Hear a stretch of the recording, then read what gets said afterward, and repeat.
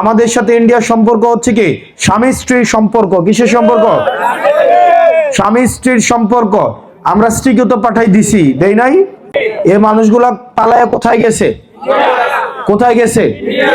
ধরেন আপনার বাড়ির একজন লোক আপনার বাড়িতে ডাকাত পড়ছে, এই ডাকাতটা আপনার ভাইয়ে আশ্রয় দিয়েছে, আপনি আপনার ভাইয়েরকে ধরবেন কি ধরবেন না?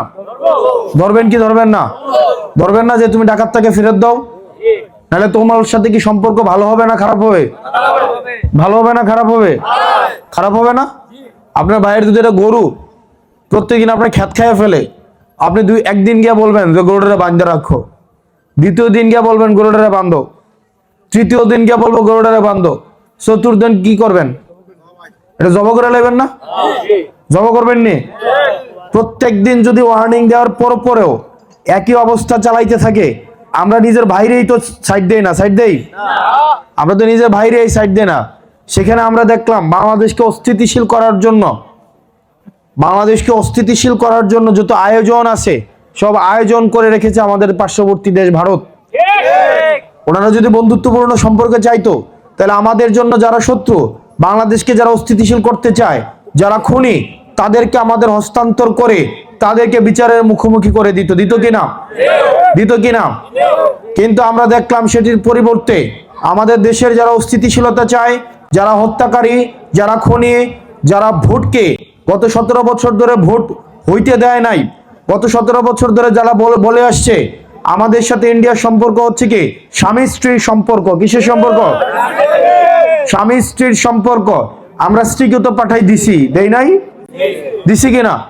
তো তাইলে আর সম্পর্ক তো এখন থাকার কথা নাই। এখন সম্পর্ক হবে রাষ্ট্রের সাথে রাষ্ট্রের সম্পর্ক।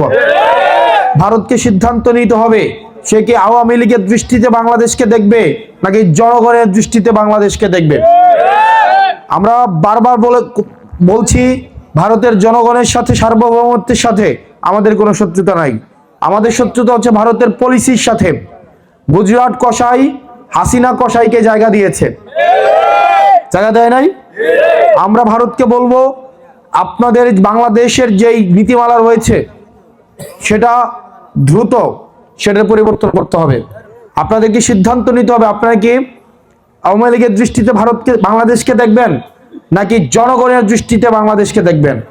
আপনারা যদি জনগণের সাথে ভারতের জনগণের সম্পর্ক চান, এই সম্পর্ক হবে সবচেয়ে সমৃদ্ধ একটি সম্পর্ক। আপনারা যদি শুধুমাত্র আওয়ামী লীগের সাথে ভারতের সম্পর্ক চান, এই সম্পর্ক আরো বেশি তিক্ত হবে, আরো বেশি এই সম্পর্কটা আরো বেশি অন্ধকার হবে। সেজন্য ভারতকে বলবো আপনারা জনগণের সাথে জনগণের সম্পর্ক করুন। আপনারা এলাহাবাদবাসী, আপনারা যারা আছেন এখানে আজকে অংশগ্রহণ করেছেন, এখানে আমরা দুপুরের খাবার খেয়েছি, আপনাদের আন্তরিকতা, হৃদ্যতায় আমরা অনেক বেশি মুগ্ধ। এটা হচ্ছে ন্যাপ নেতা, আনকম্প্রোমাইজিং নেতা, যিনি আপোষ করেন নাই কখনো, আপোষের নেতা মুজাফফর আহমেদের এই ভূমি হচ্ছে এই এলাহাবাদের ভূমি। আমরা সেই ভূমিতে দাঁড়িয়ে আছি। আমরা ওনার প্রতি আমরা শ্রদ্ধা জানাই, সম্মান জানাই। এলাহাবাদ গ্রামের যত আপনারা দাড়িপাকা মুরব্বী আছেন, যারা গার্ডিয়ান আছেন, আমার মা বোনেরা আছেন, আপনাদের প্রতি আমরা সালাম জানাই। আপনারা আমাদের জন্য দোয়া করবেন, এর বেশি কিছু না।